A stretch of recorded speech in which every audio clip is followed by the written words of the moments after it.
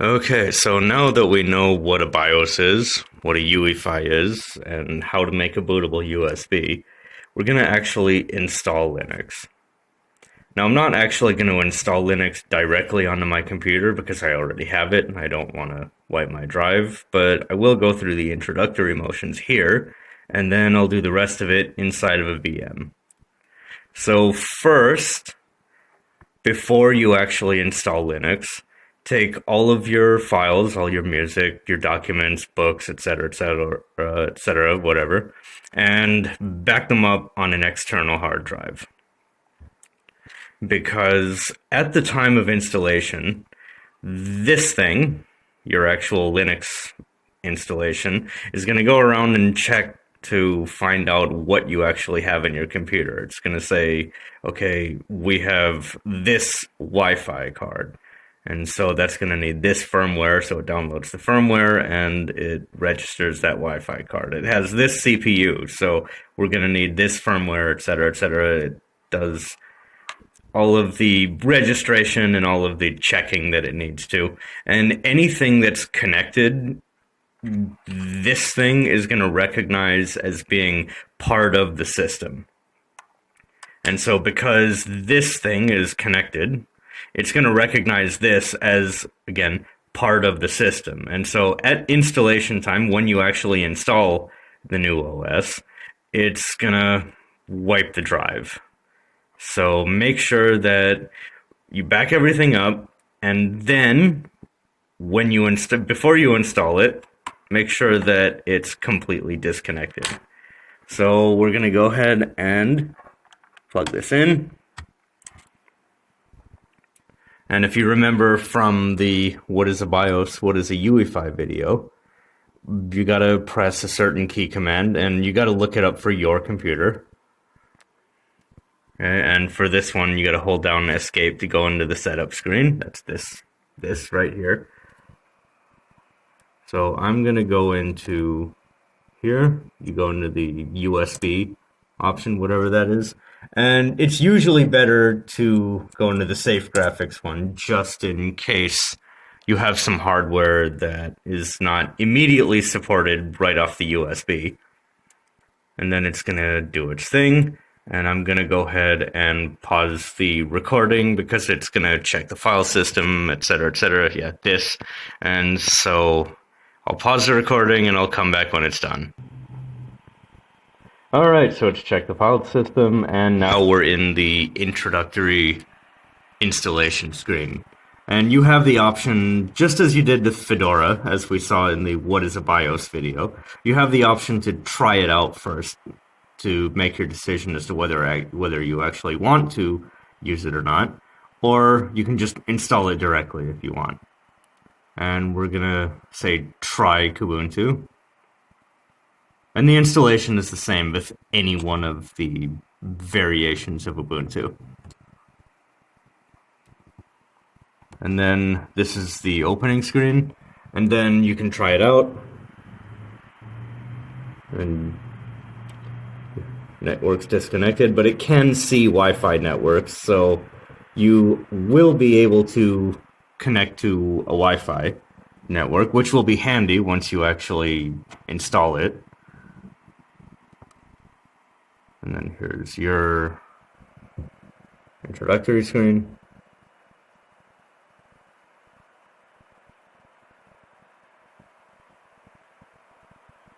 And then, just like with Fedora, as we saw in the What is a BIOS video, you have that option to actually install it anytime from here.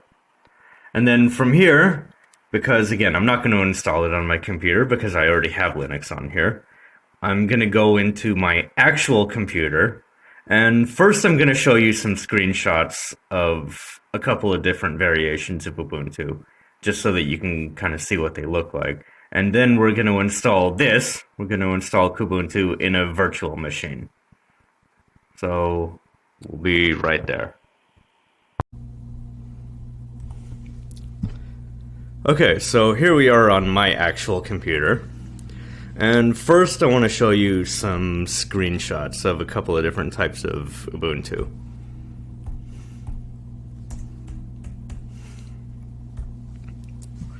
So this one is Kubuntu, which is Ubuntu with the KDE Plasma desktop.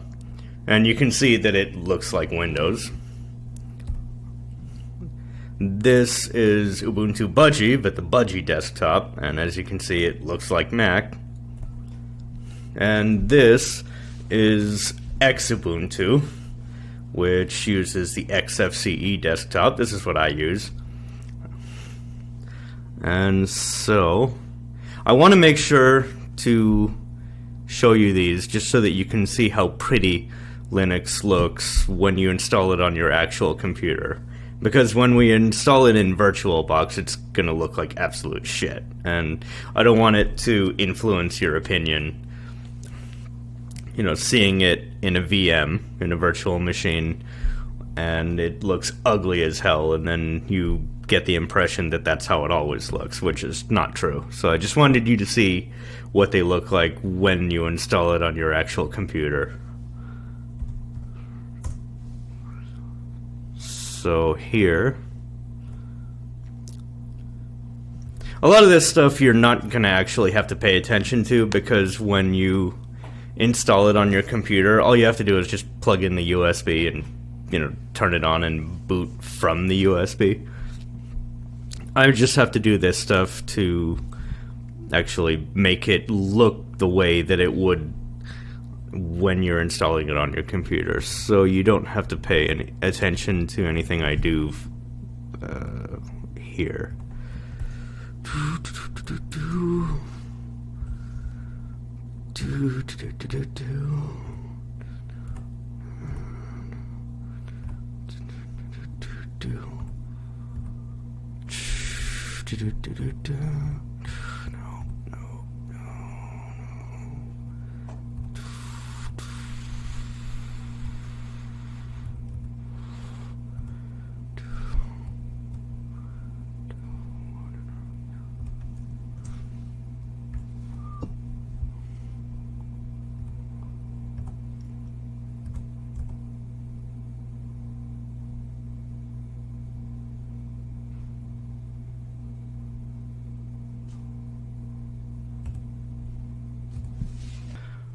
Okay, so oh wait, we're gonna go ahead and start this.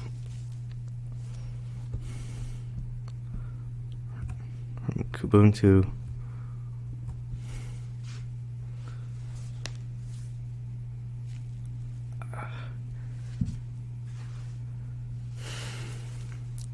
And it's going to go through a file system check. When you install this on your actual computer, this will take longer than it does here. So just be prepared for that.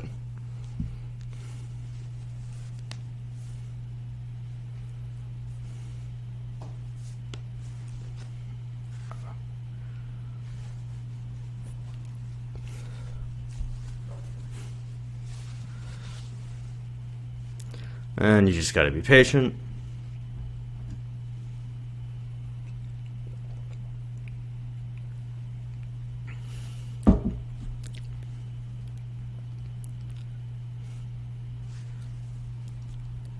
Okay, so now you can see, I think you can really understand here why I wanted to make sure to show you screenshots of these desktops, because in VirtualBox it looks like absolute utter fucking shit, and there's no way around this because VirtualBox sucks.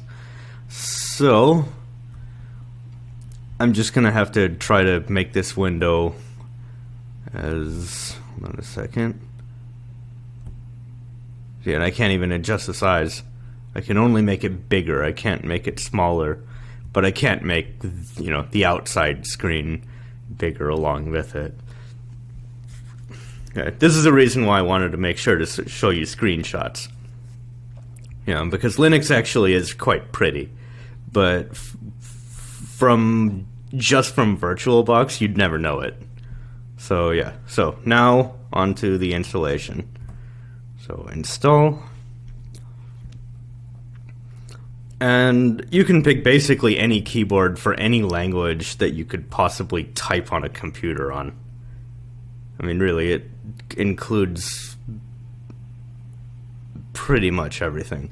We're going to stick with American English, which is the right one, and the default is the usual QWERTY keyboard. You can see that here. I personally use Dvorak, so I'm just going to go ahead and switch it to Dvorak. You can use whatever you want. Now, normally, when you're installing on your actual computer, you're definitely going to want a normal and not a minimal installation. Definitely, for sure, download updates while installing Kubuntu. And while you're installing, I personally would recommend plugging in new Ethernet. But if you don't have an Ethernet cable, then just go right ahead and connect to Wi-Fi.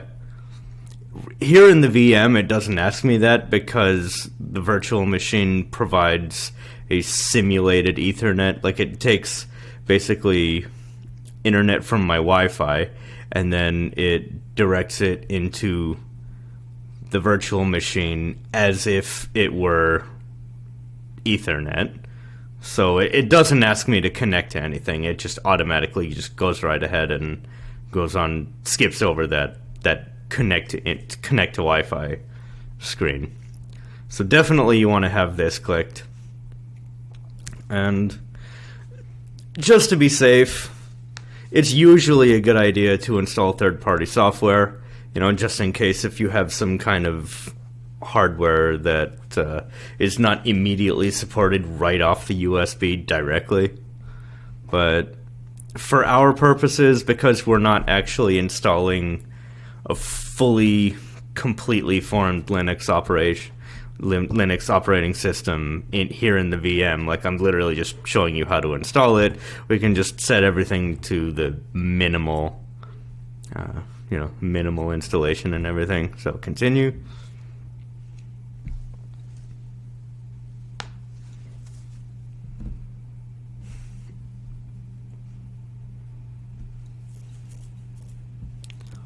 Now here, what this is asking you is really about what's called partitioning. And if you don't know what partitioning is, then just leave it exactly as it is. And if you know what partitioning is, and if you know what you're doing, then you can go right ahead and do whatever you want here. And so I'm going to assume that you've done everything right, okay? And before, as I've said, before you install, make sure you have all of your important documents and music and pictures and videos and everything backed up onto an external drive. And then at the time of installation, make sure that drive is disconnected. Okay?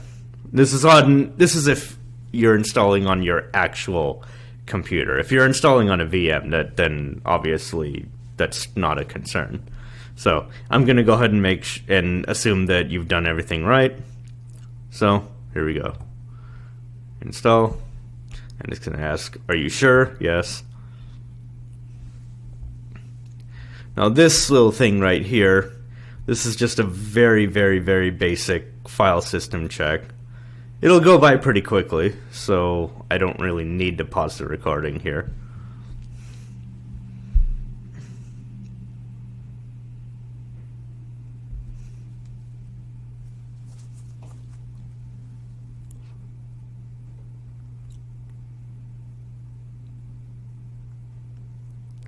Right, there we go.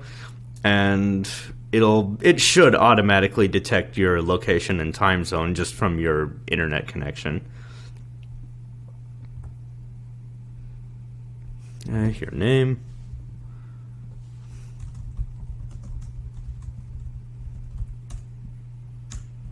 And normally you really should set a really strong password. But again, since we're not actually setting up a real system, this is just a VM just for demonstration purposes, I'm going to set up a really simple password. And you can call your computer whatever you want. And if you're on a computer that other people will be using as well, then you're going to want to set this to require my password to log in. But if you're the only one who will ever be using your computer, then you can just say login automatically. And yeah, log in automatically.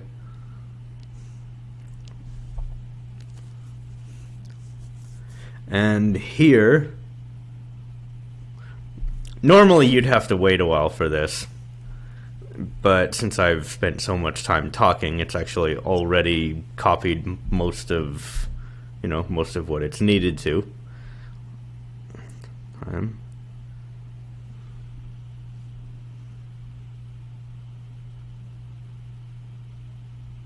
Is it going back and starting from the beginning?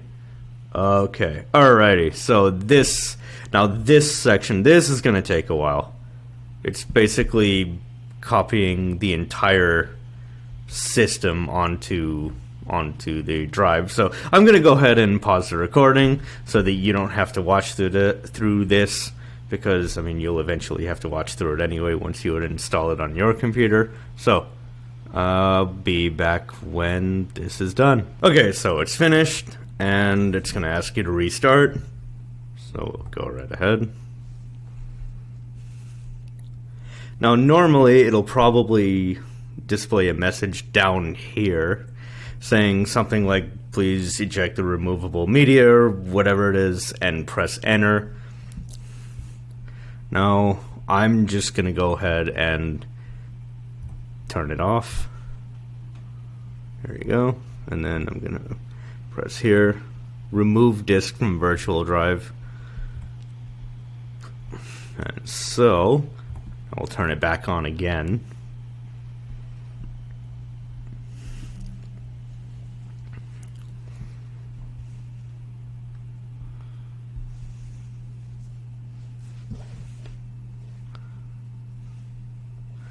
It's Plasma made by KDE. It's the KDE Plasma desktop. And here we go. Here is Kubuntu installed in a virtual machine. And as you can see, it looks pretty bad. But yeah, here you go. We now have Kubuntu installed in a VM. And it should look a lot better on your actual computer. You know, or if you chose to install Ubuntu Budgie or Xubuntu or whatever. And the first thing that you should do once you actually do this installation, go into a terminal. Actually, let me go back in. Okay, so it should be in just the main area. Or if not, type in term. And whatever it is that comes up, depending on which distro of Linux you have installed, it'll have a different name because there are actually lots of different types of terminals. But whichever one it is, pick that one. And then the first thing you should do, sudo apt update. And I'm going to press tab to autocomplete. Update, there you go. Now what this right here is called a package manager. And there are lots of them. There are actually lots of different package managers available. It's just that Ubuntu and all of its variations and offshoots use this one. And what this is basically, on Linux you can download apps from the internet, but there are also what are called repositories, which are basically collections of apps and tools and things like that that are maintained by the people who actually develop these Linux types. So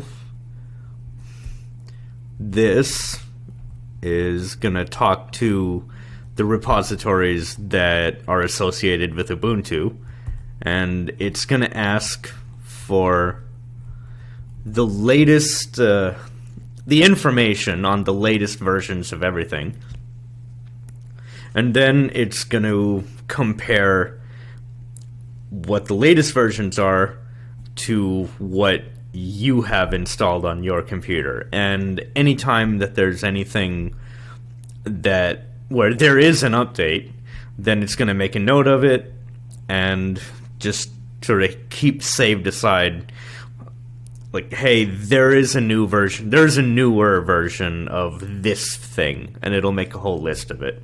So go right ahead and say this, and then you're going to have to type in your password. And it'll do its thing.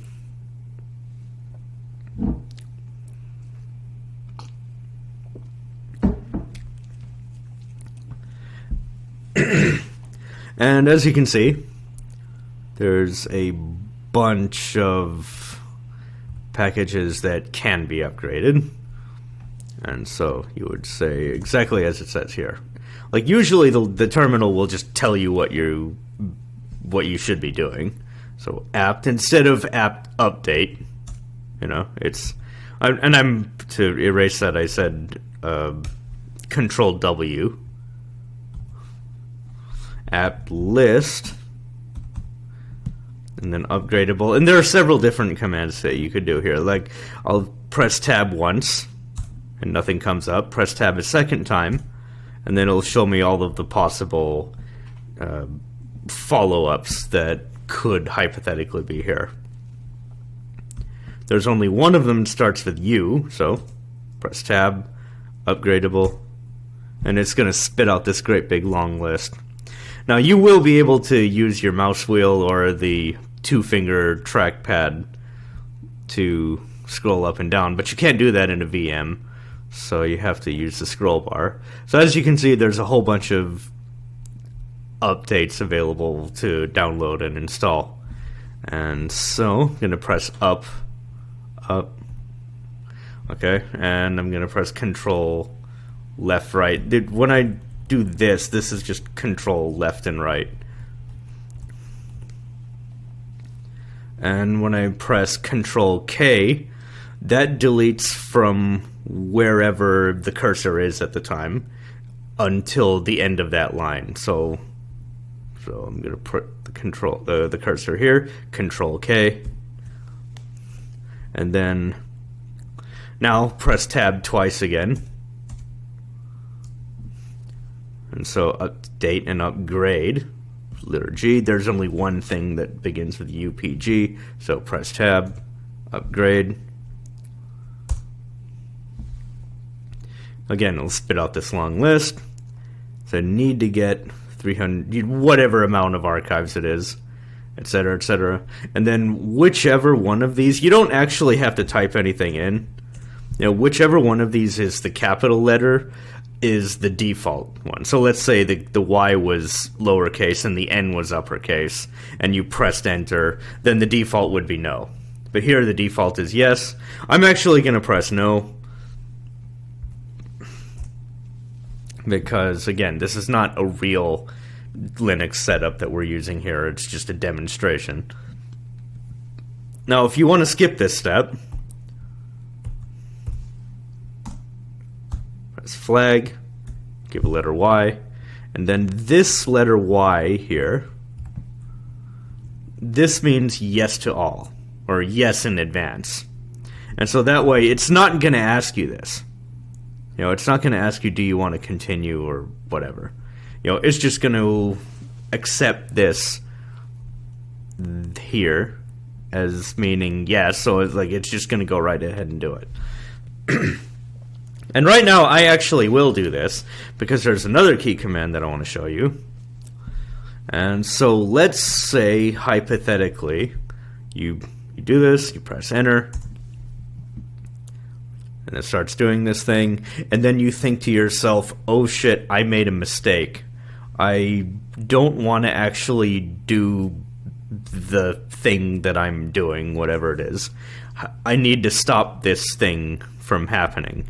And so the way to stop a process is Control C. And you see how it just stops it immediately. So that is the first step to installing Linux. And in the next video, we'll learn how to actually find apps to, to like new apps to install. So, see you in the next video.